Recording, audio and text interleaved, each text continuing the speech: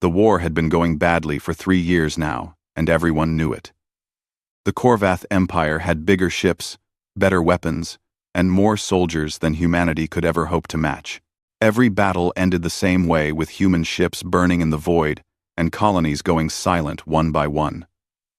The Galactic Terran Federation was losing and running out of time to change that fact. Deep under the surface of the moon, hidden in a facility that didn't exist on any official records, something impossible was taking shape. Site Omega stretched for kilometers beneath the lunar rock, and at its heart sat a ship unlike anything humanity had ever built. The USS Blackstar looked wrong somehow. All sharp angles and dark metal that seemed to drink in the light rather than reflect it. Admiral Richard Hayes stood on the observation deck and watched the final pieces being installed on the hull. This ship was humanity's last desperate gamble, and he had spent the last 2 years making sure nobody outside a select few even knew it existed. The Blackstar wasn't just another warship trying to match Korvath technology. It was something entirely different, built on theories that alien scientists had called impossible, and powered by systems that shouldn't work according to known physics. The hull was made from a reactive alloy that got stronger the more it was hit, redistributing energy across its surface, like a living thing. The main weapon could tear holes in space itself, and the engines could slip the ship between dimensions for short bursts. On paper, it was the most powerful vessel ever constructed by human hands. In reality, nobody knew if it would work or explode the moment they turned it on. Captain Daniel Brooks arrived at Site Omega on a transport that officially didn't make the trip.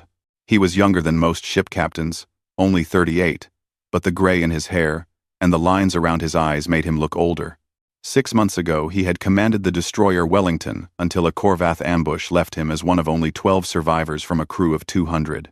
The Admiralty had offered him a desk job after that, but Brooks wasn't interested in pushing papers while the war continued. When Admiral Hayes personally requested him for a classified assignment, he accepted without even asking what it was. Hayes met him in the observation deck and gestured at the massive ship below. "What do you think, Captain?" he asked. Brooks stared at the Blackstar for a long moment before answering. "I think it looks like something that might actually scare them," he said quietly. Hayes nodded. "That's exactly what we need. The Korvath respect strength and fear nothing else. This ship is going to teach them fear." Over the next 2 weeks, Brooks assembled his crew from volunteers across the fleet. His first officer would be Commander Lisa Morgan, a tactical genius who had survived the massacre at the Centauri colonies by thinking 3 steps ahead of the enemy. She was calm under pressure and had a gift for seeing patterns in chaos. Chief Engineer Paul Henderson was a different story entirely. The man was brilliant, but unconventional. The type who published research papers that made traditional scientists angry. He understood the Blackstar's experimental systems better than anyone, because he had helped design half of them. Lieutenant Jake Morrison signed on as weapons officer despite being offered a promotion to stay at the academy as an instructor. He was the best shot in the fleet and wanted to put those skills to use where they mattered. Commander Helen Carter took the navigation station, her mathematical mind perfect for plotting the complex calculations the void drive required. Dr. Frank Shaw set up his medical bay with grim efficiency, a man who had seen too much death and was determined to prevent more. Colonel Eric Stone brought 200 Marines aboard, hard men and women who knew how to fight in close quarters. Intelligence Officer Lieutenant Karen White was perhaps the most important addition to the crew. She had spent years studying the Korvath, learning their language and tactics, and her insights had saved lives more than once. When she briefed the senior staff on enemy capabilities, everyone listened carefully. The crew trained in simulations because the Blackstar couldn't risk a test flight that might reveal her existence. They practiced firing solutions for weapons that didn't exist in any database, and ran emergency drills for systems that were still theoretical. Henderson pushed his engineering teams to master every quirk of the experimental technology, while Morrison spent hours in the simulator teaching his gunners how to use the graviton lance. The weapon could punch through any known armor, but it required split-second timing and perfect aim. Brooks ran his crew through drill after drill until they moved like a single organism. He was demanding but fair, and the crew respected him for not asking anything he wouldn't do himself. Morgan noticed that he never slept more than 4 hours a night, and often found him on the bridge during off hours, studying tactical displays. "You need to rest," she told him after one particularly long day. "I'll rest when the war is over," he replied, without looking up from his screen. 3 weeks into training, everything changed. Lieutenant White burst into a senior staff meeting with news that made everyone's blood run cold. Corvath intelligence had detected something, not Site Omega specifically, but enough unusual activity around the moon to make them suspicious. Worse, long-range sensors showed a massive enemy fleet gathering at the edge of human space. The Empire was preparing a final offensive that would punch through every defensive line and strike directly at Earth itself. Admiral Hayes called Brooks to his office that evening and got straight to the point. "The Blackstar launches in 48 hours, he said. "I know she's not ready, but we're out of time. The fleet is assembling at the Arcturus line for what might be the last major battle of the war. You need to be there." Brooks felt his stomach drop. 48 hours wasn't enough time to finish training, much less test the systems properly. "Sir, if we push the void drive without proper calibration..." Hayes cut him off. "I know the risks, Captain. But if we lose at Arcturus, none of it matters anyway. Humanity needs a miracle, and you're it." The next 2 days were chaos. Henderson and his teams worked around the clock to finish installations that should have taken weeks. Morrison ran his weapons crews through compressed drills, knowing they might only get one shot to make their systems work. Carter triple-checked her navigation calculations because one mistake with the void drive could scatter the ship across multiple dimensions. Shaw stocked his medical bay with enough supplies for a major battle and quietly prepared for casualties. Brooks addressed his crew 12 hours before launch. 800 people gathered in the main hangar, young and old. Veterans and fresh academy graduates. All volunteers who knew they might not survive. "I won't lie to you," Brooks said. "This ship is untested, and we're heading into a battle we might not win. The Corvath think they've already beaten us. They think we're weak and scared and ready to surrender. They're about to learn that humanity doesn't know how to quit. Whatever happens at Arcturus, we're going to show them that they picked a fight with the wrong species." The crew erupted in cheers that echoed through the hangar. In that moment, looking at their faces, Brooks felt something shift inside him. The Wellington was gone, and most of her crew with her. But he had a new ship now, and a new chance to make the Corvath pay for every human life they had taken. The Blackstar would either become humanity's salvation or the most expensive failure in history. Either way, they were about to find out which. The Blackstar left lunar dock with half her systems still showing yellow warnings on the status boards. Henderson had gotten everything functional. But functional wasn't the same as reliable. Brooks sat in his command chair and watched the moon fall away behind them, knowing they had 72 hours to reach Arcturus before the battle started. 72 hours to turn 800 individuals into a crew that could fight as one. He didn't waste a single minute of that time. The ship ran constant drills from the moment they cleared lunar orbit. Morrison's weapons teams practiced firing solutions until they could target enemy ships in their sleep. Carter ran navigation scenarios that pushed the limits of what the void drive could theoretically handle. Henderson had his engineers tearing apart and rebuilding systems to squeeze out every bit of performance. The crew ate at their stations and slept in shifts, everyone understanding that their lives would depend on perfect execution. The void drive concerned Brooks more than anything else. It was the Blackstar's greatest advantage and biggest vulnerability at the same time. When active, the ship existed partially outside normal space, impossible to track or target.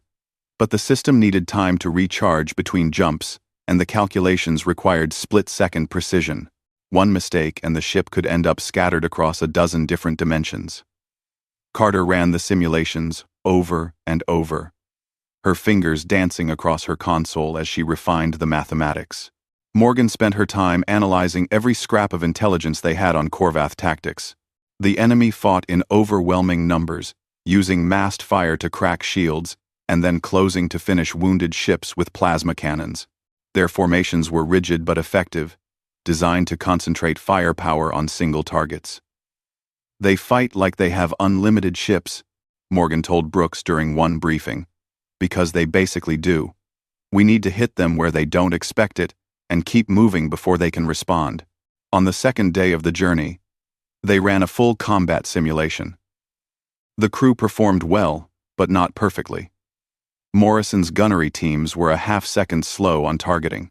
Carter's void jumps put them 50 kilometers off their intended position. Henderson reported power fluctuations in the main reactor that could cause problems under sustained fire. Brooks called his senior staff together and laid out the truth. "We're not ready," he said bluntly. "In a perfect world, we'd have 6 more months of training. We don't have 6 months. We have 24 hours, so we're going to drill until we get it right." The crew didn't sleep that last night. They ran through scenario after scenario, slowly shaving seconds off their response times and smoothing out the rough edges. By the time they dropped out of faster-than-light travel at the edge of the Arcturus system, they were as ready as they were going to get. What they saw through the viewports made several crew members gasp. The battle had already started. 50 human warships formed a defensive sphere around Arcturus Station, protecting the 3 million civilians who couldn't be evacuated in time. Surrounding them were 250 Korvath vessels, massive beetle-like ships that fired concentrated streams of superheated plasma. The human fleet was holding, but barely. As Brooks watched, a destroyer took a direct hit and split in half, her crew lost in an instant. Admiral Catherine Mitchell commanded from the carrier Valiant, trying to coordinate a defense against impossible odds. Brooks received Mitchell's tactical data and felt his chest tighten. The human fleet would last maybe 3 hours at this rate before the defensive formation collapsed. Once that happened, the Korvath would swarm Arcturus Station and kill everyone aboard. He looked at the tactical display and made a decision that went against every rule in the book. "Helm, plot a course straight into the center of their formation," he ordered. Morgan turned to stare at him. "Sir, that's suicide," she said flatly. Brooks smiled without humor. "Only if we stay there. Mr. Morrison, charge the graviton lance. Mr. Henderson, I need the void drive at full power. We're going to introduce ourselves." The Blackstar accelerated toward the Korvath fleet at combat speed. Enemy sensors detected her immediately, and 50 ships broke formation to intercept this single vessel that dared approach them. Brooks waited until they were almost in firing range before giving the order. "Activate void drive. Full power." The ship shuddered, and reality twisted around them. Through the viewports, normal space became a blur of colors that shouldn't exist. Sensor readings went crazy as the Blackstar slipped between dimensions. They reappeared in the exact center of the Korvath formation. Enemy ships surrounded them on all sides, so close that Brooks could see details on their hulls through the viewports. For one frozen moment, nobody moved. Then, Morrison fired the graviton lance. The beam punched through the first Korvath cruiser like it was made of paper, the gravitational disruption tearing the ship apart from the inside. The beam kept going, ripping through 2 more ships before dissipating. 3 enemy vessels destroyed in a single shot. The Korvath responded with everything they had. Plasma fire converged on the Blackstar from dozens of ships, enough firepower to vaporize any normal vessel. But the reactive armor did exactly what Henderson promised it would. The hull absorbed the energy and redistributed it across the entire surface, actually growing stronger with each hit. The ship glowed with absorbed energy, a dark star in the middle of the enemy formation. Brooks didn't give them time to adjust. "Jump," he ordered. Carter executed, and the Blackstar vanished again, reappearing 3 kilometers away. Morrison fired particle cannons at point-blank range into an enemy battleship, punching holes through its armor. Before the Korvath could reorient, they jumped again. For 20 minutes, the Blackstar danced through the enemy fleet like a ghost, appearing just long enough to deal devastating damage before vanishing. The crew worked with mechanical precision, each person executing their role perfectly. On the Korvath command ship, Supreme Commander Vekthar watched in disbelief as this single human vessel tore through his fleet. Nothing in their intelligence suggested humanity possessed this kind of technology. His tactical officer reported that they couldn't track the ship when it activated whatever drive system it was using. They could only react to where it appeared, and by then, it was already firing and preparing to jump again. Henderson's voice came over the intercom, strained but steady. "Captain, the void drive is heating up. We're pushing it past design limits." Brooks checked the tactical display. They had destroyed 18 Corvath ships and crippled 12 more. The enemy formation was in chaos, ships pulling back to regroup. "One more jump," Brooks decided. "Put us between their fleet and the station. Then we go to conventional drive." The Blackstar materialized directly in front of the Corvath advance, her weapons ports glowing hot from sustained fire. For a long moment, the two fleets stared at each other across the void. Then something unprecedented happened. The Corvath fleet turned and began withdrawing. They didn't retreat in panic, but in an organized withdrawal, their formation re-establishing as they pulled back out of the system. For the first time in the war, humanity had made them back down. The bridge crew erupted in cheers, but Brooks remained quiet, watching the enemy ships disappear into faster-than-light travel. Morgan moved to stand beside his chair. "We won," she said softly. Brooks shook his head. "We survived. There's a difference. They'll be back, and next time, they'll be ready for us." Admiral Mitchell's face appeared on the main screen, her expression stunned. "Blackstar? I don't know what the hell you just did, but you saved 3 million lives today. Welcome to Arcturus." Brooks allowed himself a small smile. "Thank you, Admiral. Request permission to dock for repairs and resupply." Mitchell laughed. A sound of pure relief. "Permission granted. And Captain, whatever they're paying you, it's not enough." As the Blackstar limped toward the station, her hull scored and smoking from absorbed energy, the crew finally allowed themselves to celebrate. They had taken humanity's most advanced ship into combat for the first time, and not only survived but won a victory that would echo across both human and Corvath space. Shaw reported 23 crew members injured from the dimensional stresses, but none seriously. Henderson was already working on repairs to the void drive. Brooks remained on the bridge after most of the crew had left to rest. He stared out at the stars and thought about what came next. The Corvath now knew about the Blackstar, and they would dedicate significant resources to destroying her. This single battle had bought humanity time, but at a cost. His ship and crew were now the most valuable targets in the entire war. Every enemy sensor would be searching for them, and every enemy commander would want the glory of being the one who killed the Blackstar. Morgan returned to the bridge carrying 2 cups of coffee. She handed one to Brooks and sat down at her station. "You should get some rest, Captain," she said. He took a sip of the coffee and grimaced at how bad it was. "Eventually. Right now, I need to figure out how we survive what comes next." Morgan nodded slowly. "They'll come for us with everything they have." Brooks met her eyes. "I'm counting on it. Let them come. We'll show them that the Blackstar wasn't a fluke. We'll show them that humanity has teeth now." News of the Battle of Arcturus spread through human space like wildfire. The Blackstar became an instant legend. The miracle ship that had single-handedly turned back an enemy fleet. Children drew pictures of her distinctive silhouette, and veterans toasted her crew in every bar from Earth to the outer colonies. For the first time in 3 years, people had hope that maybe the war could actually be won. In the Corvath Empire, the reaction was very different. Supreme Commander Vecthar stood before the Imperial War Council and endured their fury. The Empire had not suffered a defeat like Arcturus in over a decade.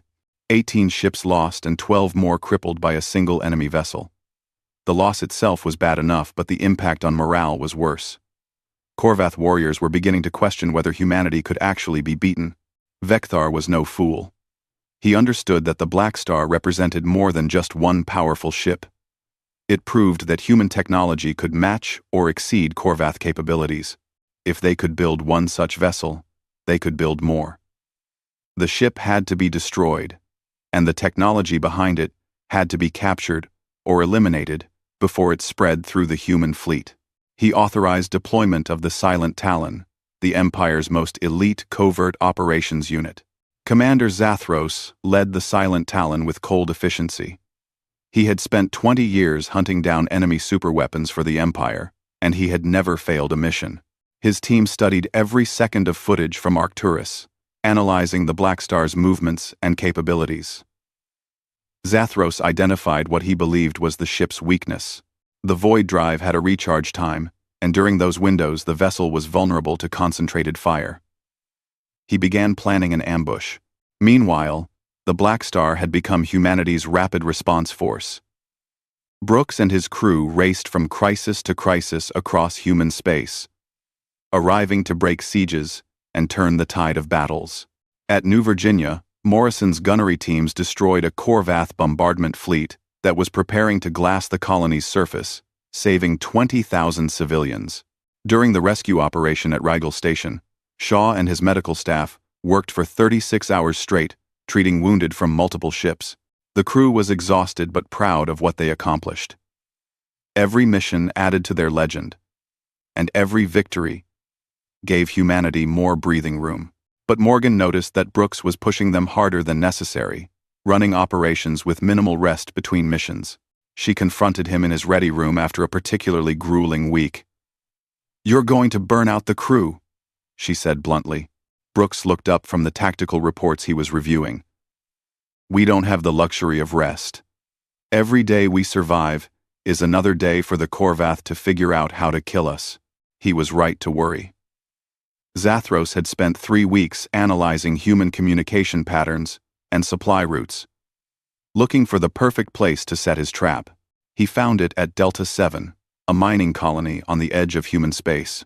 The colony's automated distress beacon could be triggered remotely, and the surrounding asteroid field provided excellent concealment for cloaked ships.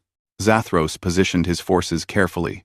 40 ships, hidden among the asteroids, with their weapons pre-targeted on the coordinates where the Blackstar would most likely appear. The trap was sprung perfectly. Delta 7's distress beacon activated, reporting a reactor malfunction and requesting immediate evacuation assistance.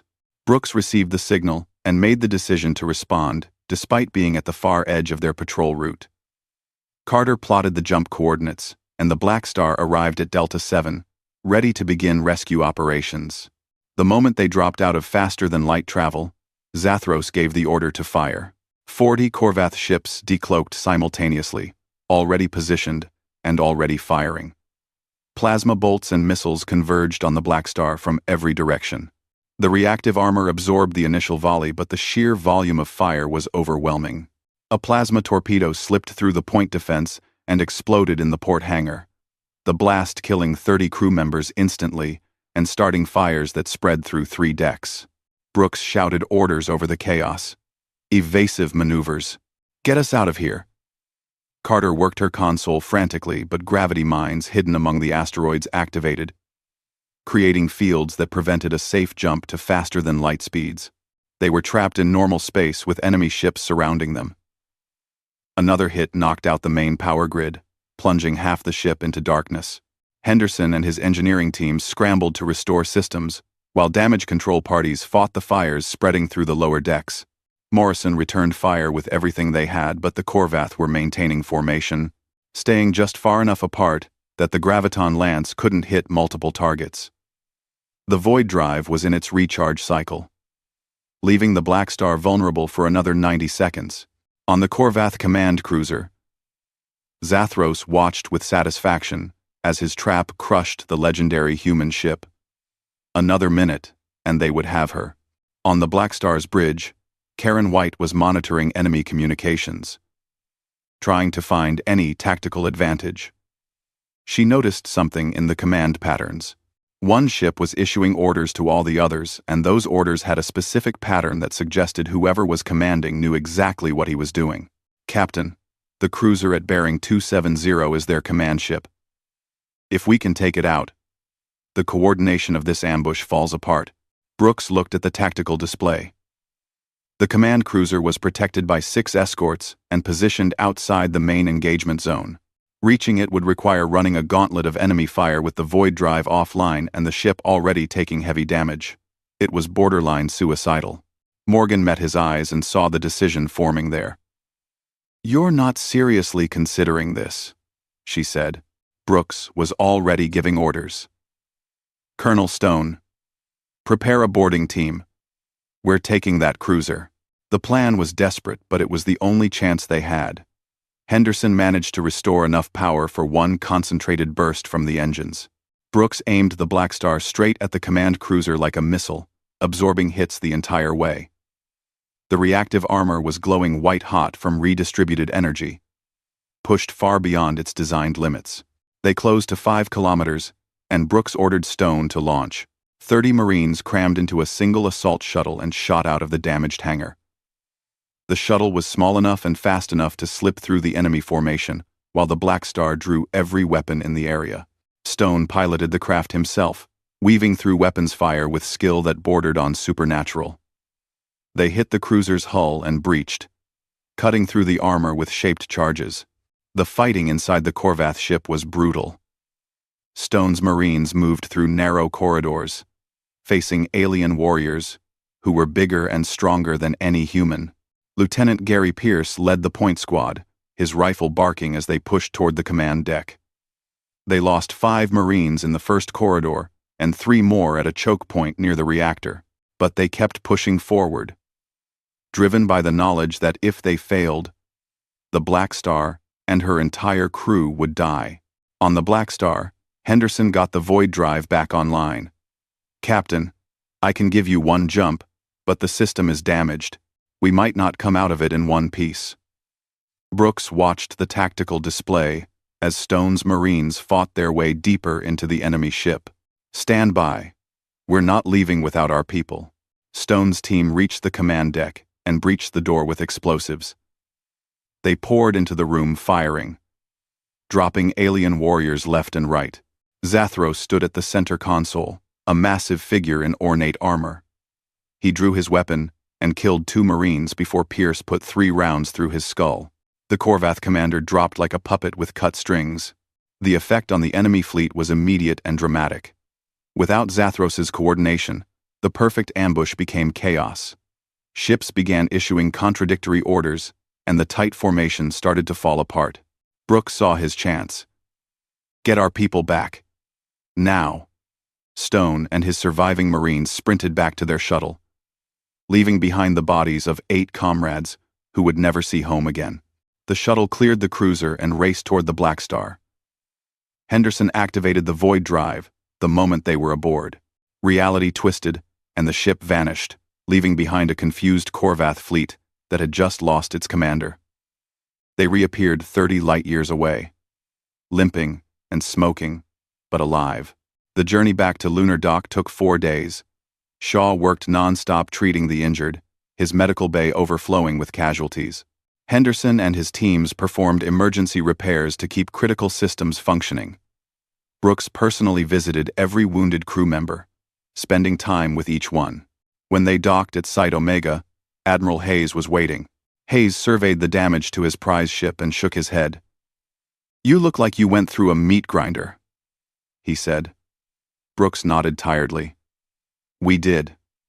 But we survived. They set the perfect trap, and we still got out." Hayes studied the younger man's face.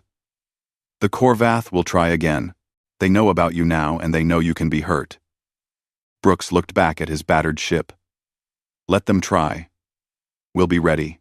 The Blackstar went into dry dock for extensive repairs. New crew members arrived to replace the fallen. Henderson upgraded systems and reinforced the areas that had taken the worst damage. In 3 weeks, the ship would be ready to fly again. But something had changed. The crew had tasted mortality and understood that their legend wouldn't protect them. The Corvath were adapting, and the next time might not end with them escaping. Brooks attended the memorial service for the 38 crew members who died at Delta 7. He stood in dress uniform and spoke about each person by name, making sure they were remembered. After the service, Morgan found him alone in the observation deck. "You did everything right," she said quietly. Brooks stared at the Blackstar below. Workers swarming over her hull. I got 38 people killed. Morgan put a hand on his shoulder. You saved 800. That's the job. That's command. Supreme Commander Vecthar stood before the Imperial War Council and accepted full responsibility for the failure at Delta 7. The death of Zathros had been a significant blow to the Empire's special operations capabilities, and the failed ambush had only added to the Blackstar's legend. The Council demanded results, and Vecthar promised them something that would end the debate about humanity's new warship once and for all. Operation Final Dawn was conceived in desperation and audacity. Instead of trying to destroy the Blackstar directly, Vecthar would force humanity to make an impossible choice. The Empire would launch simultaneous attacks on 12 human colonies, each assault large enough to require significant fleet support. The Blackstar could respond to the distress calls, but she could only be in one place at a time. While the miracle ship saved one colony, 11 others would burn. Humanity would learn that one powerful vessel couldn't protect their entire territory. At Lunar Dock, repairs to the Blackstar were completed ahead of schedule. Henderson had not only fixed the damage but improved several systems, implementing lessons learned from the Delta 7 ambush. The crew welcomed new members to replace their losses and spent 2 weeks running drills to integrate them into their operations. Brooks felt the ship was as ready as she would ever be. Then the Korvath struck. Warning klaxons blared across every human military installation as reports flooded in from all corners of their territory. 12 colonies under simultaneous attack, each by a substantial Korvath battle group. The tactical displays showed the scope of the disaster, and Brooks felt his stomach drop. Millions of civilians were in danger, and the human fleet was spread too thin to respond effectively to all the attacks. Admiral Hayes contacted Brooks with orders that carried the weight of the entire war. Save as many as you can, Captain. That's all anyone can ask. Brooks stared at the tactical display showing 12 red markers, each one representing a colony crying out for help. His crew gathered on the bridge, all of them understanding the impossibility of what was being asked. They could jump to one colony, drive off the attackers, and then spend hours traveling to the next target. By then, most of the other colonies would already be lost. Morgan looked at the display and then at Brooks. "What are you thinking?" she asked quietly. Brooks smiled, but there was no humor in it. "I'm thinking we don't have to choose. We can save all of them." The bridge went silent. Fonda Khan, Undervival. Carter was the first to speak. "Captain, the void drive can't handle consecutive jumps without recharge time. We'd be asking it to do something it was never designed for." Brooks called Henderson to the bridge. The chief engineer arrived within minutes, wiping grease from his hands. Brooks laid out his plan and watched Henderson's face go from confusion to understanding to horror. "You want to chain jump 12 times in rapid succession with no cooling period," Henderson said flatly. "That will probably destroy the void drive and might destroy the ship. The dimensional stresses alone could kill half the crew. Can it be done?" Brooks asked. Henderson was quiet for a long moment. "Theoretically, yes. But the odds of us surviving all 12 jumps are maybe 1 in 10, and that's being optimistic." Brooks looked around the bridge at his crew. "I'm not ordering anyone to do this. If you want to object, now is the time." Nobody spoke. Morrison checked his weapons systems. Carter began calculating jump coordinates. Shaw headed to medical to prepare for casualties. Stone assembled his Marines for rapid deployment. Morgan moved to stand beside the command chair. "You know this is insane," she said quietly. Brooks nodded. "Completely. But if we don't try, millions die. I can live with being insane. I can't live with not trying." She smiled slightly. "Then, let's be insane together." The Blackstar launched from Lunar Dock and immediately jumped to the first target. New Cardiff was under bombardment from 8 Korvath cruisers. Brooks gave Morrison 30 seconds to target and fire. The Graviton Lance tore through 3 ships before the void drive activated again, jumping them to the next colony before the remaining Korvath could even react. At Epsilon Station, They appeared long enough to destroy the bombardment ships and for Stone's Marines to deploy to reinforce the ground defenses. Then, they jumped again. The crew felt the strain immediately. The dimensional transitions caused nosebleeds and disorientation. Carter's calculations had to be perfect because there was no margin for error. Henderson watched his systems redline and start to fail one by one. His teams performing miracles to keep the void drive functioning. For 6 hours, the Blackstar was everywhere at once. They appeared at Freeman's World and drove off the attackers. They materialized at New Boston and evacuated 3,000 civilians in 4 minutes. They jumped to Halsey's Rock and provided fire support for the defending militia. Each jump pushed the ship closer to catastrophic failure. Hull plating began to crack from the dimensional stresses. Power conduits exploded throughout the ship. Crew members collapsed at their stations from neural stress syndrome. Shaw's medical bay was overwhelmed. He moved through the ship treating people at their stations because there was no time to take them to sickbay. Morgan worked with blood streaming from her nose, refusing to leave her post. Morrison's hands shook as he input firing solutions, but his aim remained perfect. Henderson's engineering teams worked in sections of the ship that were filled with smoke and sparks, holding systems together with their bare hands. On his command ship, at the edge of human space, Vecthar watched reports come in with growing disbelief. The Blackstar was responding to all 12 attacks simultaneously. That was impossible. No ship could make that many consecutive void jumps.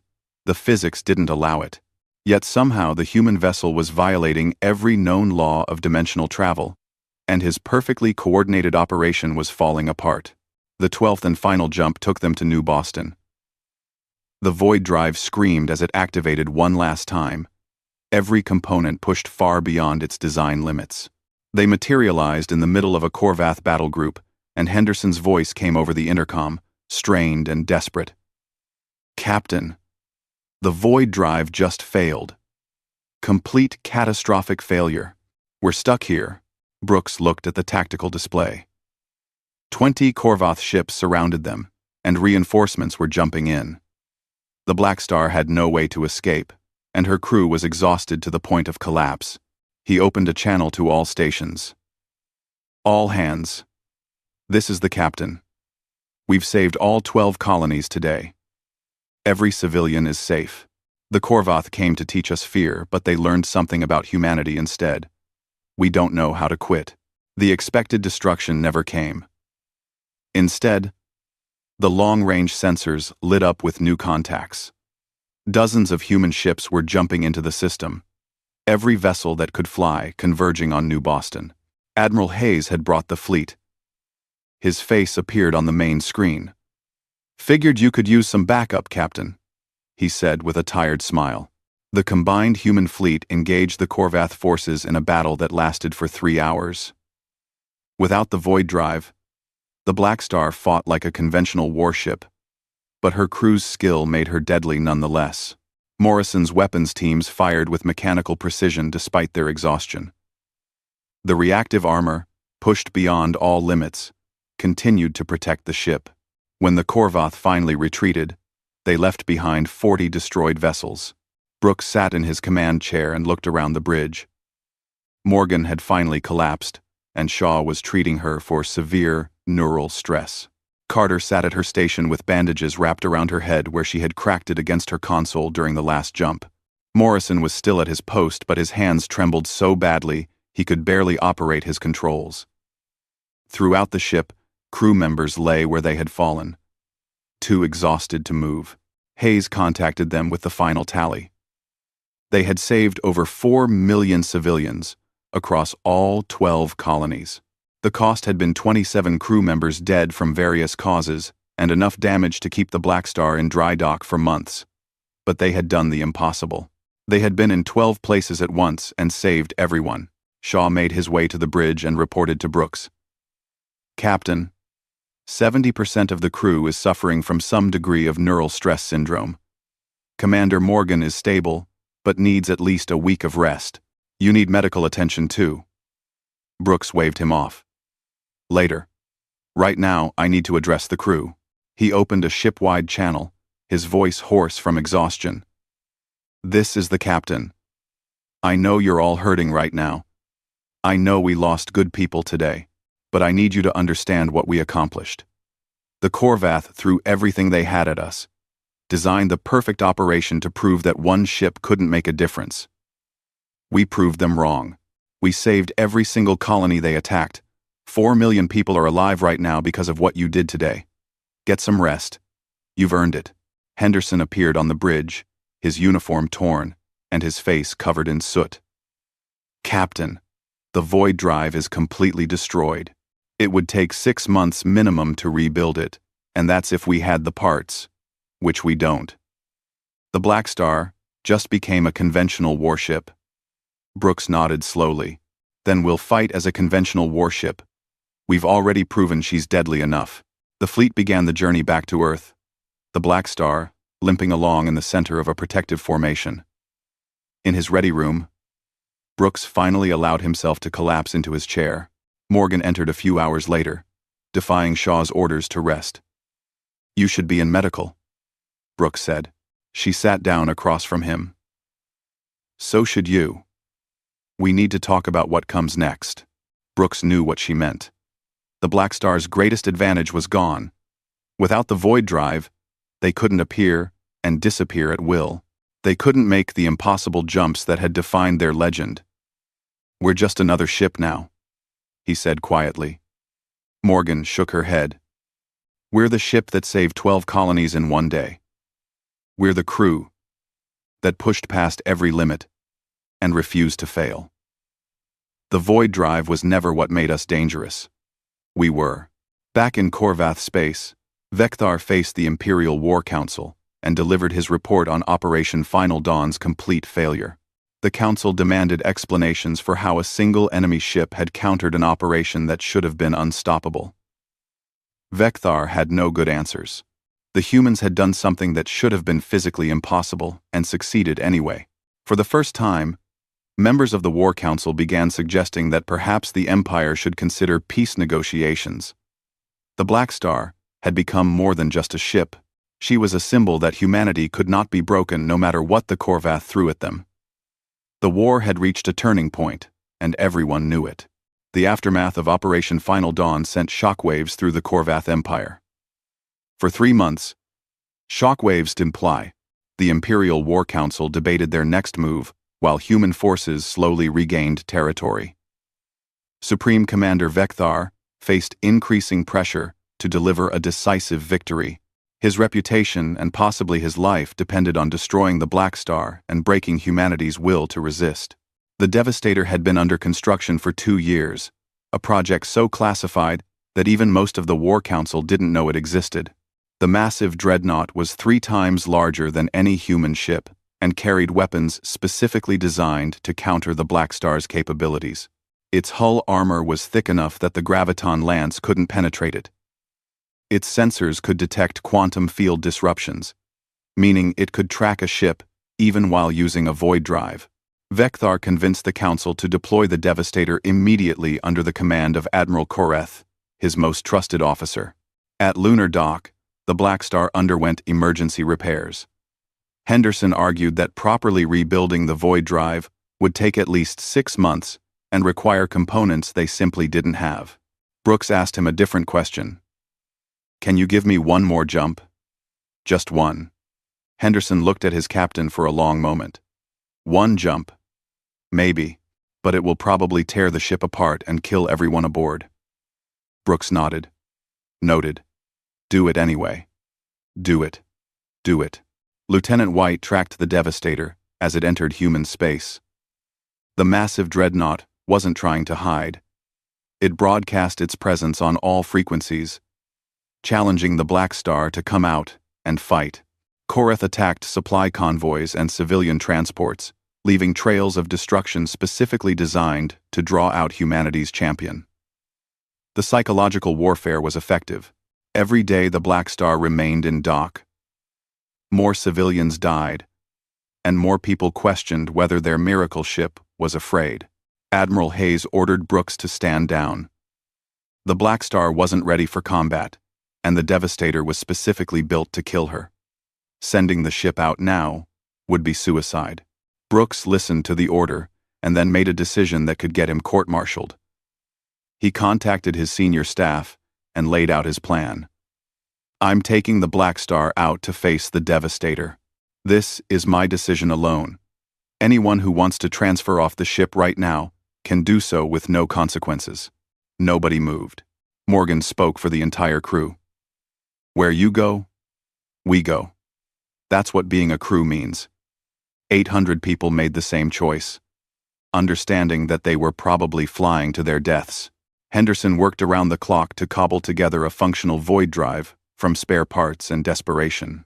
Morrison drilled his weapons teams even though everyone knew their weapons couldn't penetrate the Devastator's armor. Shaw stocked his medical bay and quietly made arrangements for mass casualties. They found the Devastator in the Helios belt, a dense asteroid field that would limit maneuverability. Korath was waiting for them, supremely confident in his overwhelming advantage. The dreadnought was a monster, bristling with weapons and protected by shields that could shrug off sustained bombardment. Brooks brought the Blackstar in at combat speed and opened fire with everything they had. The graviton lance struck the Devastator's hull and dissipated harmlessly. Particle cannons scored the armor but didn't penetrate. Missile strikes were intercepted by point defense systems that were far more sophisticated than anything the Corvath had fielded before. The Blackstar's opening salvo, which had destroyed capital ships at Arcturus, barely scratched the dreadnought's paint. Korath's return fire was devastating. Plasma batteries designed specifically to counter reactive armor pounded the Blackstar from multiple angles. The ship shuddered under impacts that overwhelmed her defenses. A direct hit to the forward section killed 12 crew members and knocked out the port weapons array. Another strike penetrated the hull and started fires on 3 decks. The Devastator was faster than its size suggested, matching the Blackstar's maneuvers and maintaining optimal firing position. Henderson's voice came over the intercom, barely audible over alarms and explosions. Captain, we're taking critical damage across all systems. Hull integrity at 40% and falling. The void drive is still not ready. Brooks watched his ship dying around him. Damage reports flooded in from every section. Shaw's medical bay was overwhelmed with casualties. Stone's Marines were fighting fires and sealing breaches throughout the lower decks. Morgan pulled up tactical projections on her screen. Captain, at current damage rates we have maybe 10 minutes before the ship is completely disabled. Brooks knew she was being optimistic. They had 5 minutes at most. The Devastator circled them like a predator, taking its time to tear them apart. Korath was clearly enjoying this, dragging out the Blackstar's destruction to make an example of humanity's greatest ship. Brooks made his decision.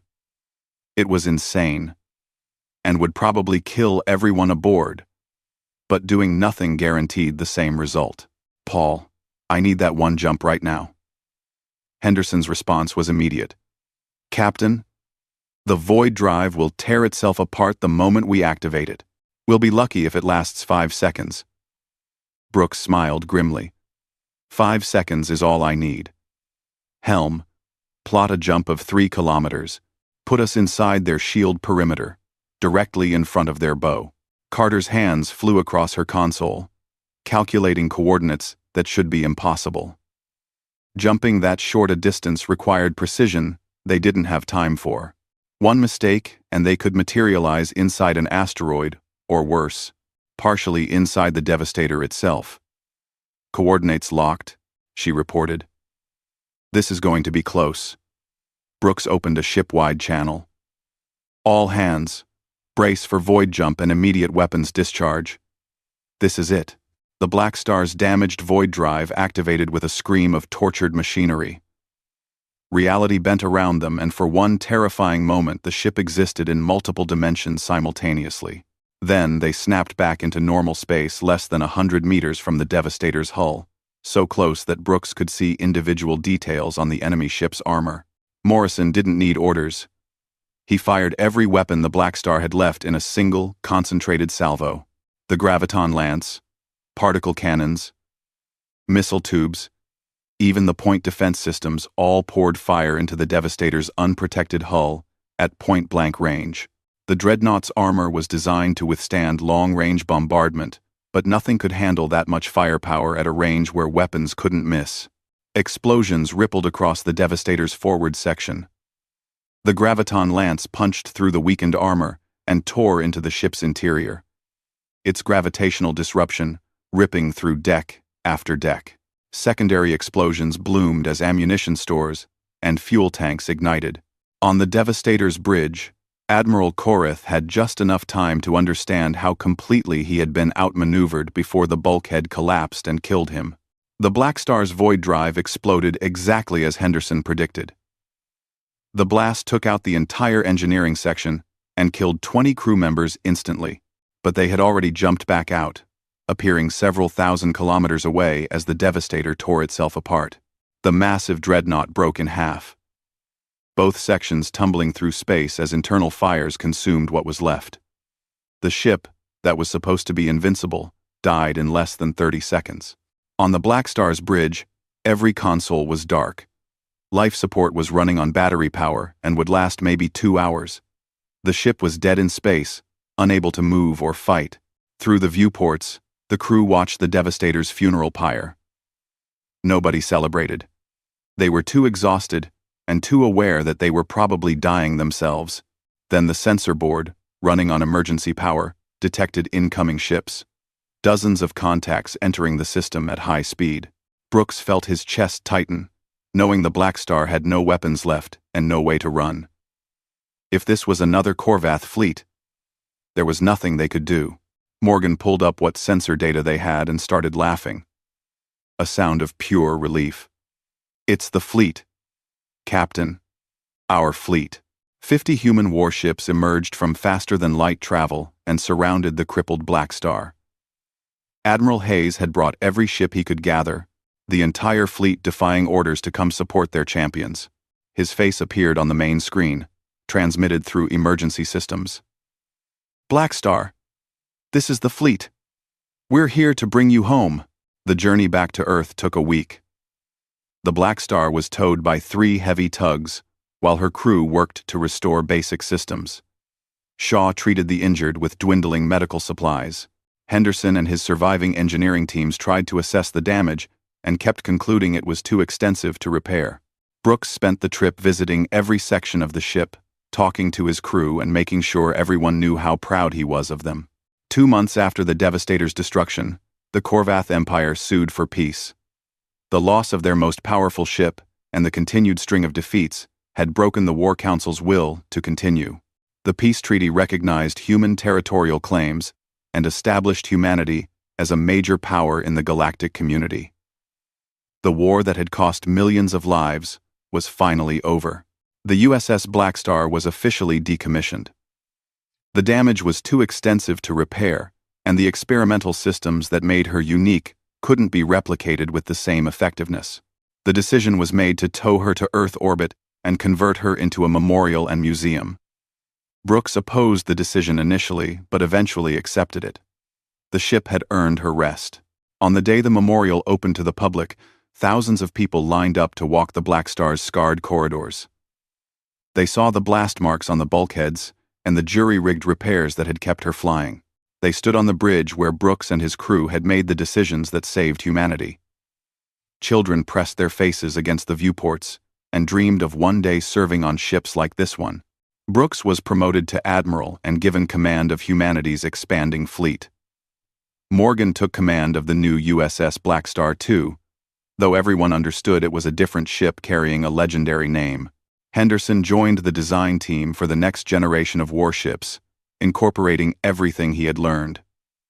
Shaw opened a hospital for veterans, dealing with trauma from the war. Stone retired and wrote a book about his experiences that became required reading at the military academy.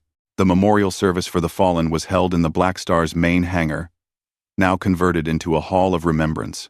Brooks stood before the names of every crew member who died serving on the ship. 137 people who gave everything. He spoke about each one, making sure they were remembered, not as numbers but as individuals who chose to stand against impossible odds. A reporter cornered Brooks after the ceremony and asked what the Blackstar's legacy would be. Brooks looked out at Earth, hanging in space beyond the viewport. She taught the galaxy that humanity doesn't give up.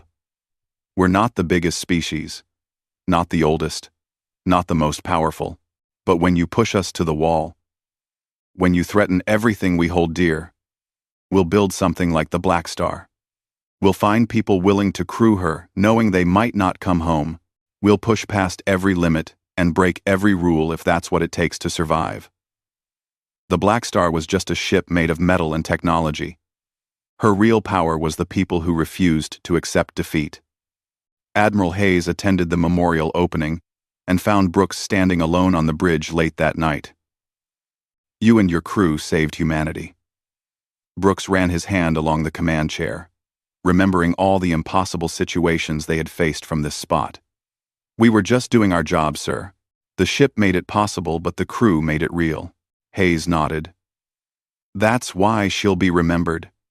Not because she was the most advanced ship ever built, though she was. Not because she won battles that should have been impossible, though she did. She'll be remembered because she proved that the human spirit is the most powerful weapon we have. Technology can be matched or countered. Determination and courage can't be. The two men stood in silence, looking out at the stars where the Blackstar had fought and bled and ultimately triumphed. Somewhere out there, the Korvath Empire was rebuilding, and other species were watching humanity with new respect and caution. The galaxy had learned that this young species from Earth was not to be underestimated or threatened lightly. The battleship that became an empire's nightmare sat silent in orbit, her weapons cold and her engines dead, but her legend would live forever, passed down through generations as a reminder of what humanity could accomplish when pushed to the edge.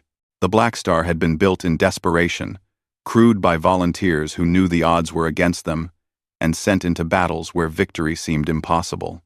She had exceeded every expectation and changed the course of history. Brooks left the bridge one final time and sealed the door behind him. The ship would remain here, a monument to courage and sacrifice. Children would walk her corridors and dream of being heroes. Veterans would visit and remember fallen comrades. And somewhere in the depths of space, the Korvath would look at the stars and remember the dark ship that taught them fear. The war was over, but the legend had just begun.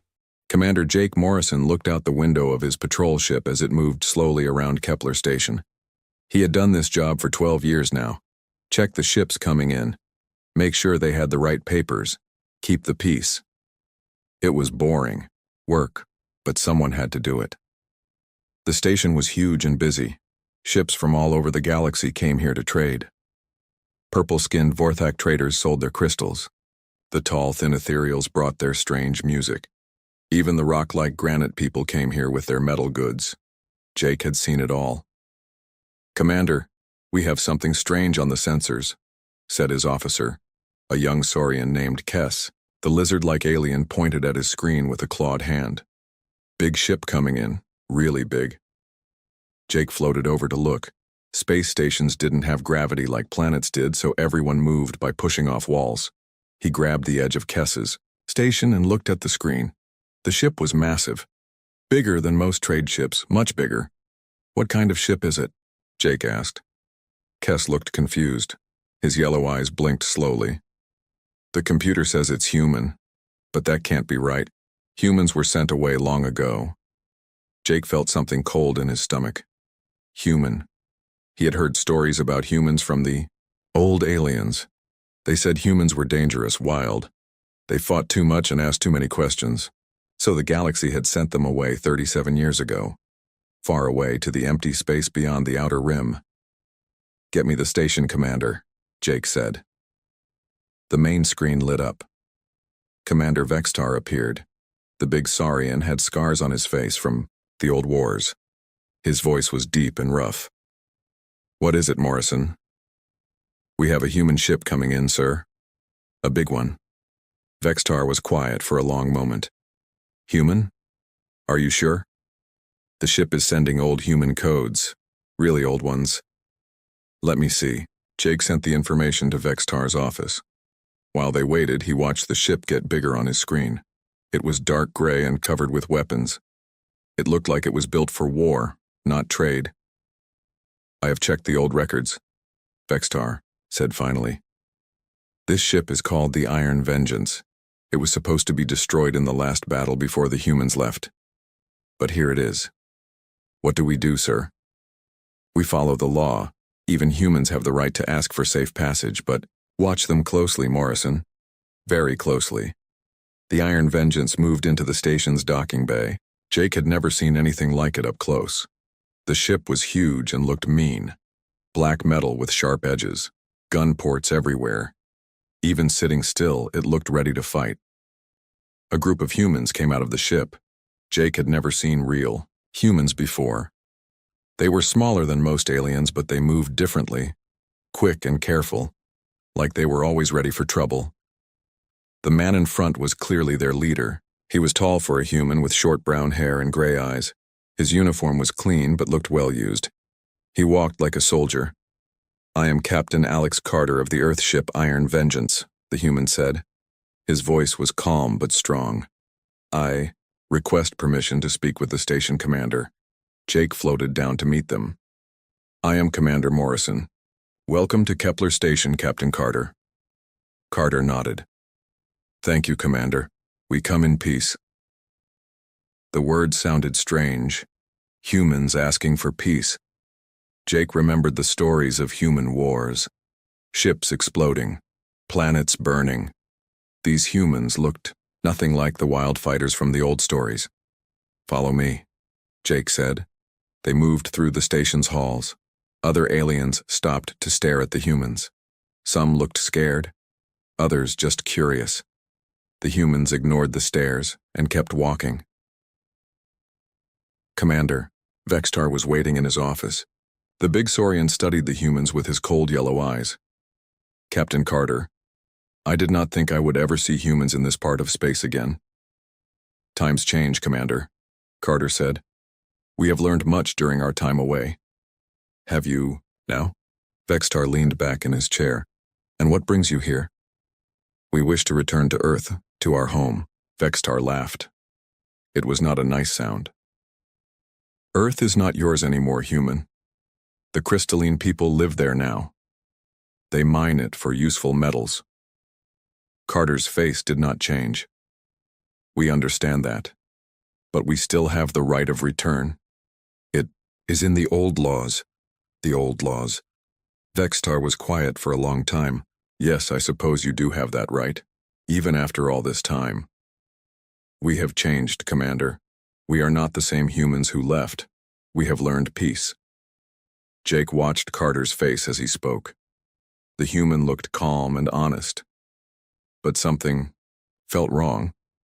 Maybe it was the way Carter's eyes never stopped moving, or how his men stood ready to fight even while talking about peace. "Very well," Vextar said finally. "You may pass through our space, but you will be watched. Any sign of the old human violence and you will be sent away again." "We understand," Carter said. "Thank you for your kindness." After the humans left, Jake stayed in Vextar's office. "Commander, something doesn't feel right about them." "I know," Vextar said, "but they have the right to try to go home. And they seem different from the old stories. Calmer.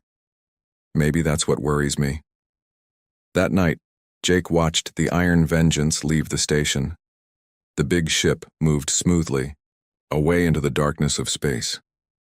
As it disappeared, Jake thought he saw something flash from the ship, like a signal light. But when he looked closer, there was nothing there. In his quarters on the Iron Vengeance, Captain Carter spoke quietly into his communication device. "Control, this is Carter. Phase 1 is complete. They believe we have been broken by exile." A voice answered from far away. "Understood, Carter. How do they look?" Carter smiled for the first time since arriving at the station. It was not a nice smile. "Soft, Control. Very soft. They have forgotten what we are capable of." "Good. Continue to Earth. Let them see what they want to see." "Roger that." Carter out. The captain looked out his window at the stars. Somewhere out there was Earth. Home. After 37 long years, it was time to go home. But not the way the aliens expected. Not as the broken humans they thought they had exiled. The galaxy was about to remember why they had been afraid of humans in the first place. The Iron Vengeance moved through space like a ghost. Captain Alex Carter stood on the bridge and watched the stars. Each one brought them closer to places that used to belong to humans, places that were home once. "Next stop is Mars, sir," said Lieutenant Sam Rogers. The young officer had been born in exile. He had never seen the red planet except in old pictures. "The crystalline people have mining operations there now." Carter nodded. "Remember, Sam, we are humble, we are broken, we are sorry for what humans did long ago." "Yes, sir, but it's hard to act weak when we're not. That's what makes us strong now," Carter said quietly. "We learned to control ourselves." They never did. The ship came out of faster-than-light travel near Mars. The red planet looked different now. Huge machines covered the surface. Giant holes had been dug everywhere. The beautiful red dust was gone, replaced by gray dirt and metal structures. "They've been busy," said Dr. Ellen Price, the ship's science officer. She was older than most of the crew and remembered Earth before the exile. Mars used to be beautiful, red and wild and free. "Now it's just a mine," Carter said. His voice was calm, but his hands were tight fists. A message came from the planet. "Human ship, this is Mars Control. State your business." Carter sat in his captain's chair and made his face look sad and tired. "Mars Control, this is Captain Carter. We are returning to Earth. We ask permission to stop and buy supplies." Permission granted. "Dock at Station 5. Administrator Zethka will meet with you." Station 5 was built into the side of a mountain. It was ugly and functional. No art, no beauty, just metal and machines. As the Iron Vengeance docked, Carter could see crystalline workers moving around like insects. Administrator Zethka was waiting for them. The crystalline was tall and thin, made of living crystal that caught the light. When he spoke, his voice sounded like wind chimes. "Captain Carter, how interesting to see humans again.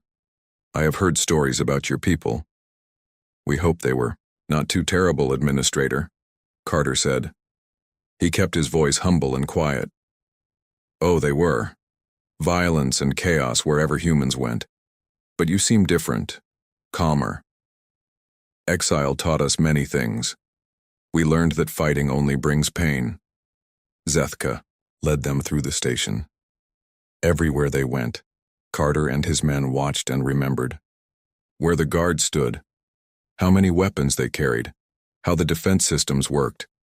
"We have made Mars much more efficient," Zethka said proudly. "Humans wasted so much time on useless things, beauty, art, emotions. We focus on what matters, profit." They passed a window that looked out over the planet's surface. The mining machines had cut deep scars in the ground. The ancient polar ice caps were gone. The thin atmosphere was full of dust and smoke. "You have certainly changed things," Carter said. "For the better. Mars produces 10 times more resources now than when humans lived here. We removed all the waste." "What about the humans who lived here? Where did they go?" "Labor camps on Earth. They work in the factories now. Much better use of their time than the silly things they used to do." Carter's officer Sam Rogers stepped closer. His face was very calm, but Carter could see the anger in his eyes. "What silly things?" "Oh, you know. Families, music, stories, useless human emotions. We have made them more productive." "I see," Carter said. "How wise of you." That night, Carter met with his senior officers in a secure room on the ship. Dr. Price had been busy while they toured the station. "I made contact with the underground," she said quietly. "There are still humans hiding on Mars, in the deep caves. They've been waiting for us." "What did they tell you?" Carter asked. "Bad things. The crystalline people work humans to death in the mines. Children are taken from their parents at age 5. Families are broken up. Anyone who complains disappears." Rogers hit the table with his fist. "We should blast this place to dust right now." "No," Carter said firmly. We stick to the plan. We learn everything first, then we act. How can you stay calm, sir? They're killing our people. Carter looked at the young officer. Because anger without planning is just rage. And rage is what got us exiled in the first place. We learned to be better than that. The next morning, they left Mars, but not before Carter sent a coded message to the humans hiding in the caves. Help was coming. Soon. The Iron Vengeance visited 6 more human colonies over the next month. Each one was the same story. The aliens had taken over and made everything efficient, no waste, no beauty, no humanity. On Europa, the ice moon of Jupiter, the Vorthak had turned the underground oceans into fish farms. The humans who used to live there now worked in the processing plants. They cleaned fish for 16 hours a day. On Titan, the ethereals had built massive cities in the clouds. The humans lived in the dark underground, mining methane gas. They never saw sunlight. On Proxima Colony, the granite people had simply wiped out the human settlements. They said humans were too messy. Now it was a military base. At each stop, Carter played his part. He was humble, he was sorry, he was grateful for alien kindness. And at each stop, he learned. Troop numbers, weapon types, communication codes, weak points. Dr. Price made contact with human survivors everywhere they went. The underground network was bigger than the aliens knew. Humans had been hiding and waiting for 37 years. They never gave up hope, she told Carter after they left Titan. They always believed someone would come back for them. Someone did, Carter said. Finally, they reached Earth. The blue planet looked the same from space, but Carter knew it would be different up close. The aliens had been here the longest. They had had the most time to change things. Earth Control gave them permission to land at what used to be New York. The city was gone. In its place was a massive industrial complex. Smoke rose from thousands of factories. The air was thick and gray. Governor Quillnex met them at the spaceport. The Saurian was fat and lazy-looking. His scales were decorated with gold and jewels. He moved slowly, like someone who had never had to hurry. Captain Carter, welcome to Earth, or as we call it now, Production Center Prime. Thank you, Governor. It's good to be home. Home. Yes, I suppose it was once. But we have made it so much better, so much more useful. They rode through the city in a ground car. Where Central Park used to be, there was now a huge factory. The Statue of Liberty was gone. In its place stood a monument to alien efficiency. We produce more goods here than any other planet, Quillnex bragged. The humans are excellent workers once you train them properly. Train them? Oh yes. We had to break some bad habits. Thinking for themselves, asking questions, dreaming of better things, very inefficient behaviors. Carter kept his face calm. How did you train them? Discipline, hard work, proper nutrition. We give them just enough food to work, but not enough to cause trouble. Very scientific. They stopped at a work site. Hundreds of humans in gray uniforms were building something. Their faces were thin and tired. Guards with electric sticks watched them work. An old man was carrying a heavy load. He stumbled and dropped it. A guard raised his stick to hit him. The old man looked up and saw Carter in his human uniform. Pete Walker, the old man whispered. I remember you. You were on the Titan Defense Force. Carter stepped forward. I'm sorry. I don't remember. You probably don't. I was just a mechanic, but I remember the uniform. The Earth Defense Force. I never thought I'd see it again. Governor Quillnex pushed between them. Get back to work, human. Don't bother our guests. The old man Pete looked at Carter one more time. We never stopped believing, he said quietly. We knew someone would come back. Then he picked up his load and walked away. That night, Carter stood alone in his quarters on the ship. He spoke into his secure communicator. Control, this is Carter. I have completed the reconnaissance. Report. They are soft, weak, stupid. They think they have broken us. Good. Are you ready for the next phase? Carter looked out at the Earth below. His Earth. his home, the place where humans had lived and loved and dreamed for thousands of years. More than ready, Control. Send the fleet. The fleet is already moving. They will be there in 3 days. Carter smiled. Then in 3 days the galaxy will remember what humans really are. Far beyond the edge of known space where no stars gave light and no aliens had ever traveled, something moved in the darkness. It was not one ship, but thousands. A fleet so large it could block out the stars.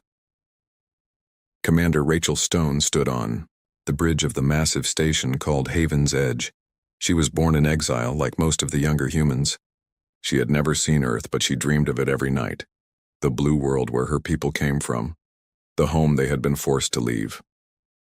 Commander, message from Captain Carter, said her communications officer, a young woman named Lisa. Rachel took the message tablet and read it. Her face grew hard as she read about what the aliens had done to Earth, to Mars, to all the human colonies. When she finished, she looked up at the stars. Send word to Admiral Phillips. Tell her, it's time.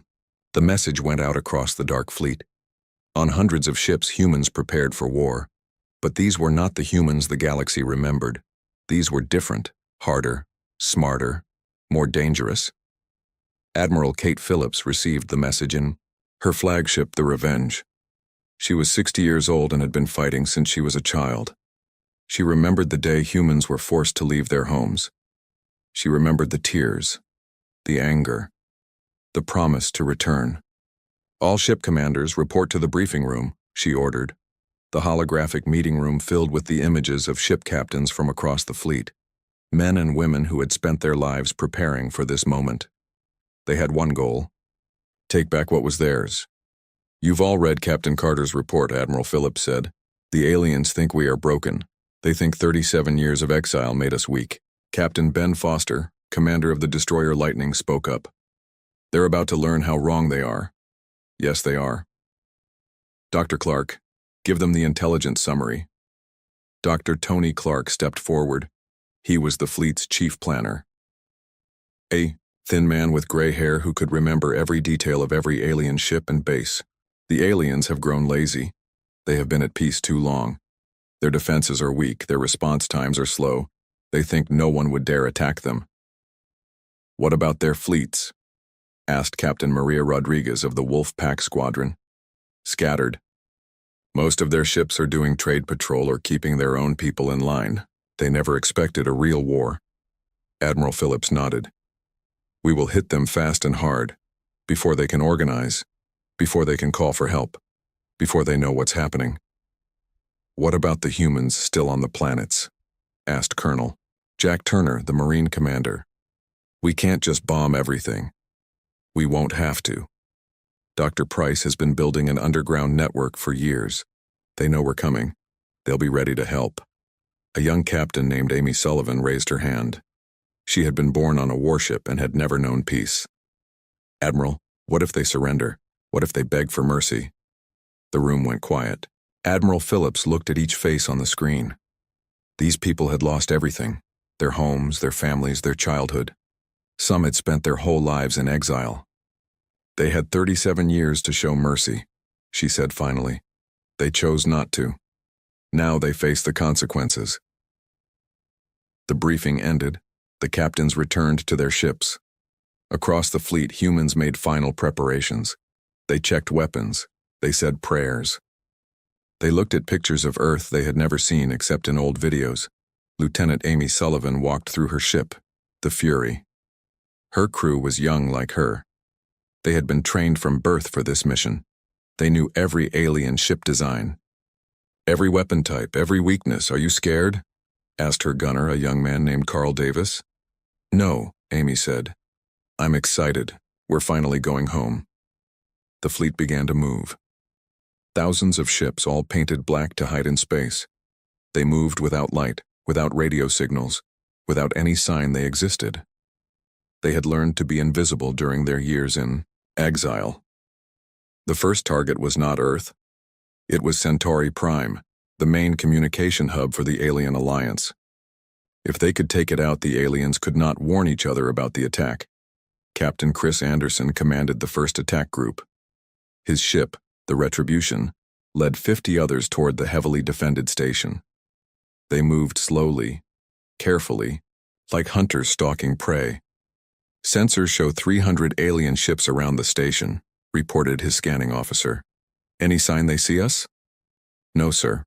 Our stealth systems are working perfectly." Anderson smiled. The aliens had made their ships pretty and comfortable. The humans had made theirs invisible and deadly. "All ships prepare for attack. Remember, we want to capture the station, not destroy it. We need their communication equipment." The human ships moved into position around Centauri Prime. The alien defenders had no idea death was coming for them. They were relaxed, bored, thinking about going home to their families. "Sir, we're in position," reported Anderson's tactical officer. "Good. Send the signal to Admiral Phillips. Tell her we're ready to announce our return." Far behind them, Admiral Phillips received the message. She stood on her bridge and looked at the stars. Somewhere out there was Earth. Home. After 37 years, they were finally going home. "All ships, this is Admiral Phillips. Today we take back what was stolen from us. Today we show the galaxy what happens when you try to destroy humanity. Today we go home." She paused, thinking of all the humans who had died in exile, all the children who had grown up without seeing their home world, all the dreams deferred and hopes crushed. "Remember, we are not the same species they exiled. We are harder, we are smarter, we are united, and we are very, very angry. Attack!" The order went out across the fleet. At Centauri Prime, Captain Anderson's ships decloaked all at once. One moment, the space around the station was empty. The next moment, it was full of human warships. The aliens had seconds to react. Their defensive systems came online automatically. Warning signals screamed across their communication networks. Officers ran to their battle stations. But it was too late. The humans had spent 37 years planning this moment. Every move was calculated. Every shot was perfect. The alien ships exploded in silent flowers of light. Their weapons could not penetrate human shields. Their tactics were outdated. Their courage failed when they realized they were facing not the broken humans of the past, but something new and terrible. "Station is surrendering, sir," reported Anderson's communications officer. "Good. Send in the Marines. Secure the communication center. I want to send a message to every alien world in the galaxy." Colonel Turner's Marines boarded the station. They moved through the corridors like shadows, taking control of everything important. The aliens they found were hiding in closets and under desks, too scared to fight. Within an hour, Centauri Prime belonged to humanity. Admiral Phillips received the confirmation. The first phase was complete. Now the real work began. "Open a channel." "To all alien worlds," she ordered. The communication officer nodded. "Channel open, Admiral." Phillips looked into the camera. When she spoke, her voice was calm and cold. "People of the galaxy, this is Admiral Kate Phillips of the Human Defense Fleet. We have returned from exile. We have come home. Any who stand in our way will be destroyed. Any who harm humans will be destroyed.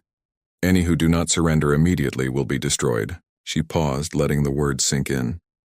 "You tried to break us, you failed. You tried to destroy us, you failed. You tried to make us forget who we are. You failed. We are humanity. We are home. And we are not the same species you remember." The message ended. Across the galaxy, alien leaders watched in horror as their screens filled with images of human warships. Ships they had never seen before. Ships that made their own look like toys. On Earth, Governor Quillnex received the message in his office. His hands shook as he watched Admiral Phillips speak. This was not the broken humanity he knew. This was something else, something that made his blood run cold. He pressed his emergency button. "Get me High Command. The humans are back. All of them." But High Command was not answering. The communication lines to Centauri Prime were dead. The humans had cut off the head of the alien alliance. Now the body would thrash around blindly while humanity reclaimed what was theirs. The war had begun, and the galaxy was about to learn that exile had not broken humanity. It had forged them into something the universe, had never seen before, something that would not be stopped. The attack began at dawn on Earth. Governor Quillnex was eating his breakfast when the sky filled with human ships.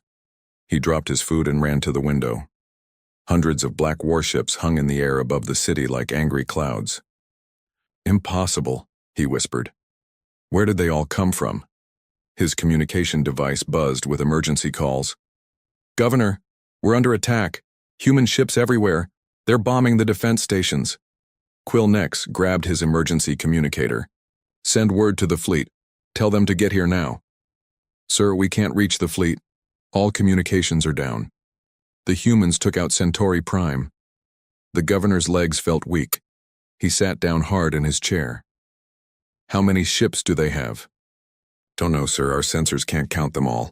Above the city, Captain Maria Rodriguez led her wolf pack of destroyers in their attack run. The alien defense platforms were shooting at them, but their weapons were old and slow.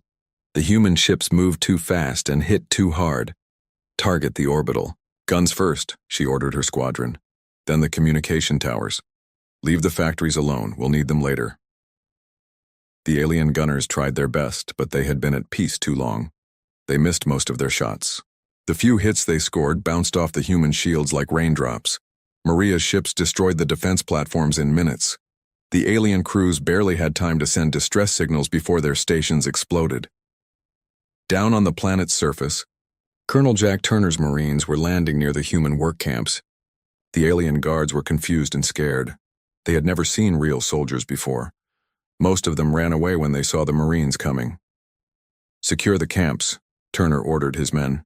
"Get our people to safety first, then we deal with the aliens." Sergeant Paul Davis led his squad through the main work camp. The human prisoners looked up in amazement as soldiers in human uniforms broke down the gates. "We're here to take you home," Davis told them. An old woman started crying. "I knew you'd come back. I knew you wouldn't forget us." "Never," Davis said. "We never forgot."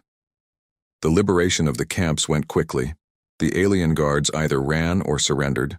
Those who tried to fight were dealt with fast. The Marines had trained for 37 years for this moment. They moved like machines, but they fought like people who had something to prove.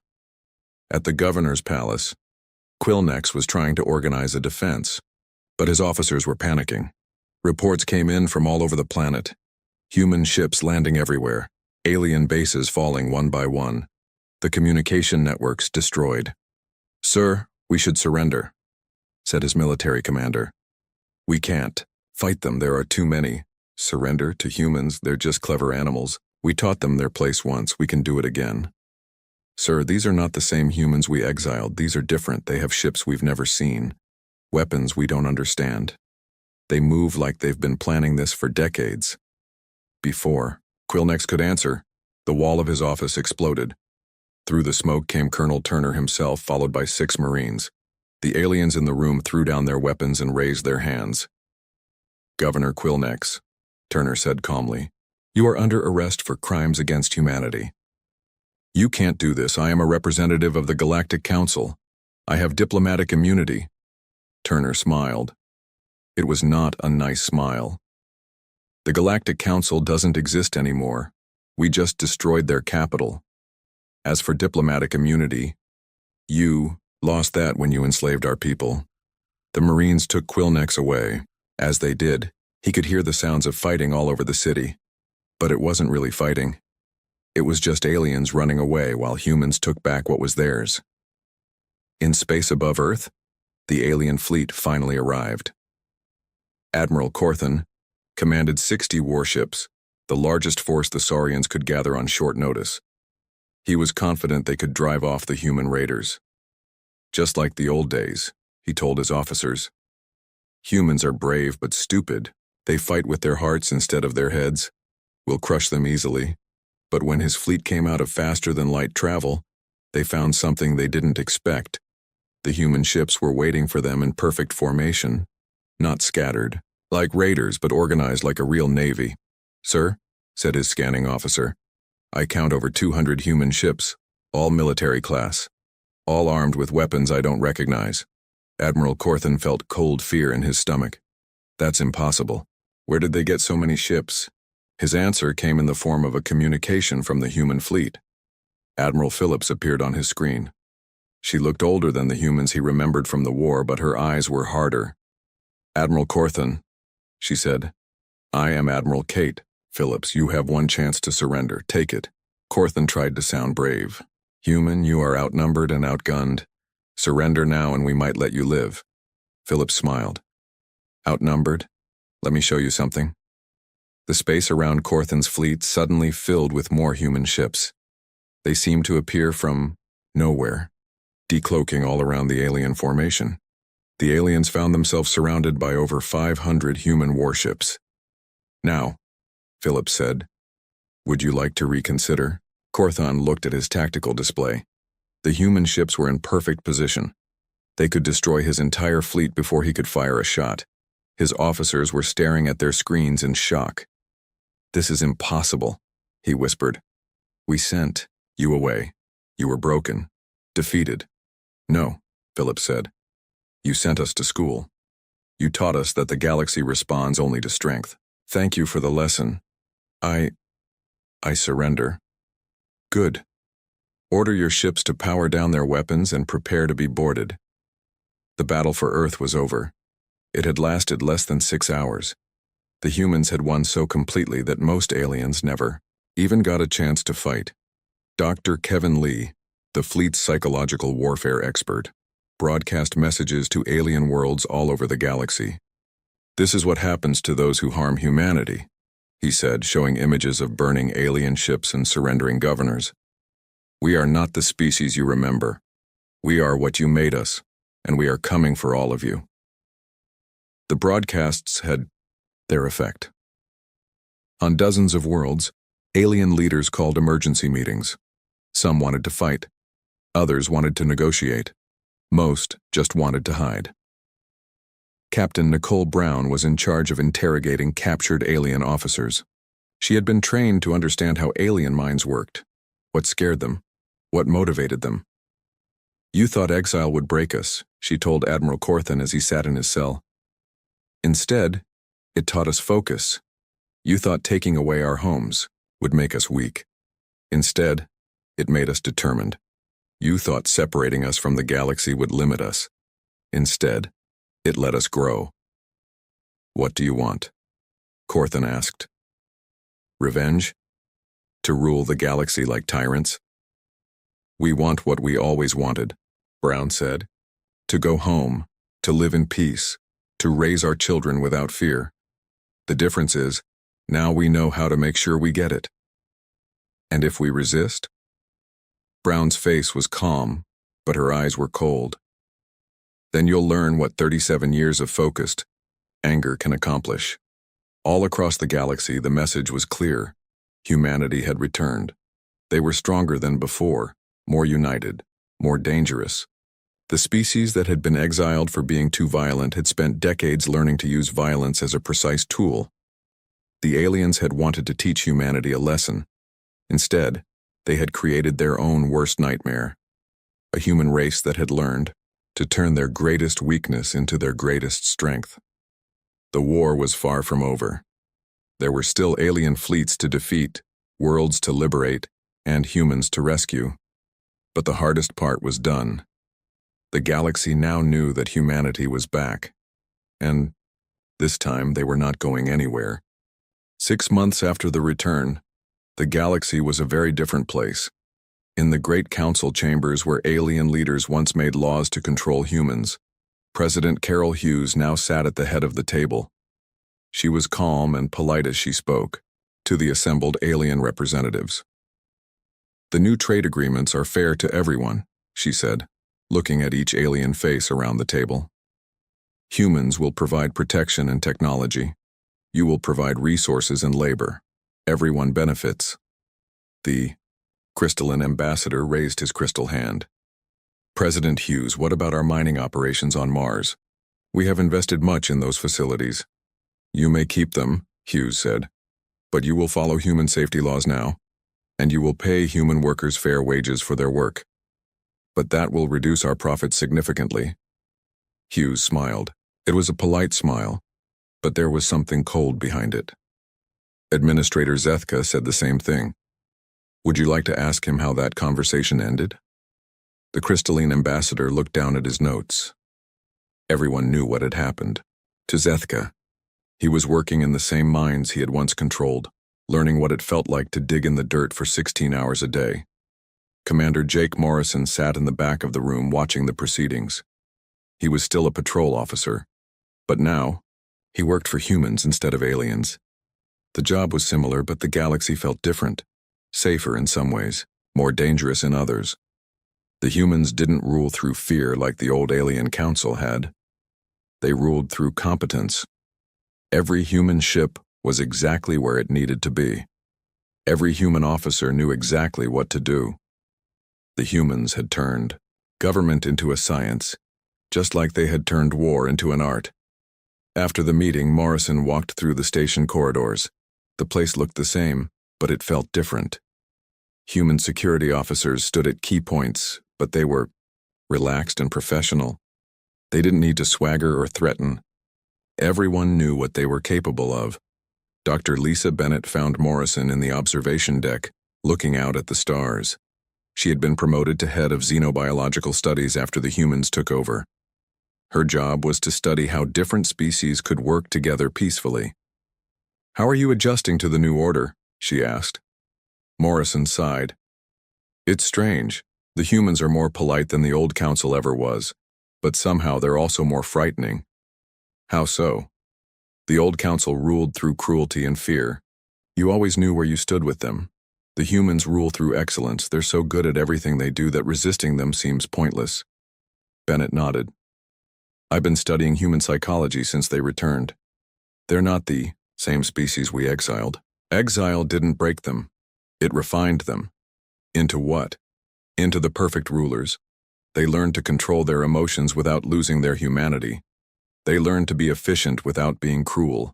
They learned to be strong without being bullies." Morrison looked out at a human patrol ship passing by the station. It moved with perfect precision, its crew working like parts of a machine. But he knew those crew members had families they cared about, dreams they pursued, jokes they told each other. "Sometimes I wonder if we created our own replacements," he said. On Earth, the planet was healing.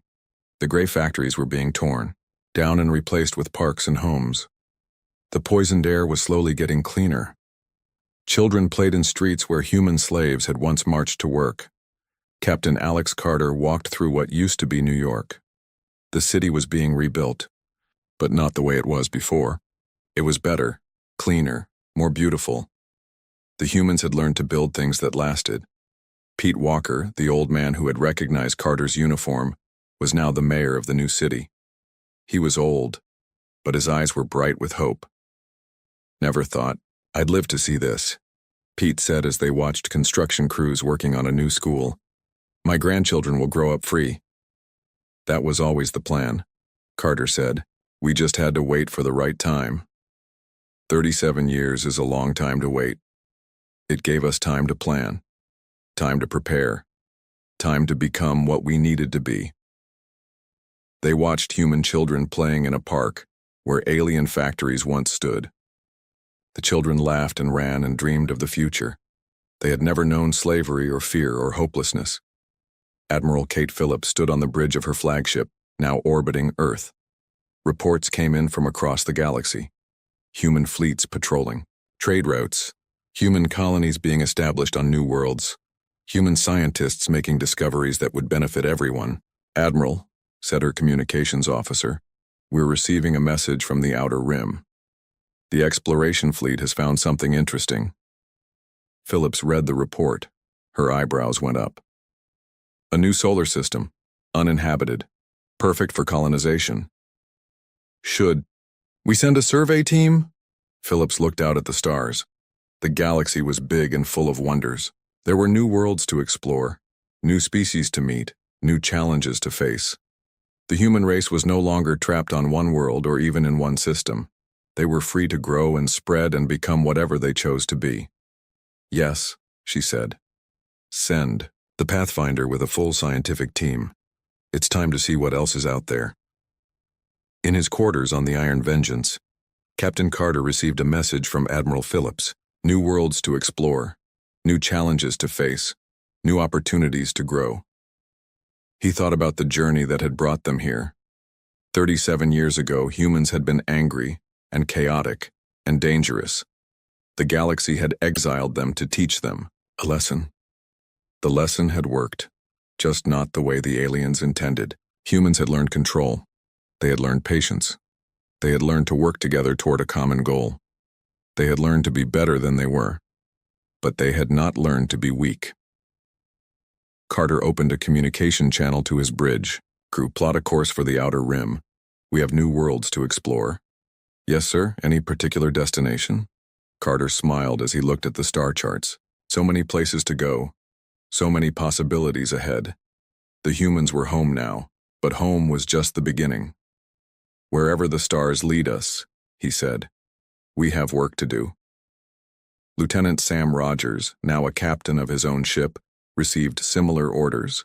He was young and had been born in exile, but now he commanded a vessel that could travel anywhere in the galaxy. The future was full of promise. Sir, asked his navigator, what do you think we'll find out there? Rogers thought about it. They might find new friends or new enemies, new wonders or new dangers, new challenges that would test everything they had learned. I don't know, he said. But whatever it is, we'll be ready for it. The human fleet spread out across the galaxy like seeds on the wind, not as conquerors but as explorers, not to destroy but to build, not to take but to give. The galaxy had tried to teach humanity a lesson about power. Instead, humanity had learned a lesson about responsibility. With great strength came great duty. With great ability came great obligation. The aliens had wanted to make humans smaller. Instead, they had made them larger, not in size but in purpose, not in anger but in wisdom. The exile was over, the banishment had ended, but the journey was just beginning.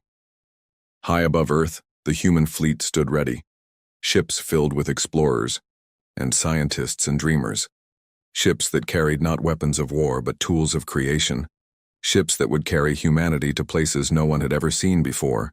The stars were calling, and humanity was ready to answer. In the observation deck of his flagship, Admiral Carter looked out at the infinite darkness filled with infinite light. Each star was a possibility. Each world was a chance to start again. We have returned, he said quietly to the stars, and now we move forward. The galaxy had taught humanity that exile could be endured. Now humanity would teach the galaxy that exile could be overcome. The banishment had ended in fire. But from that fire, something new had been born. Something stronger. Something better. Something that would never be exiled again.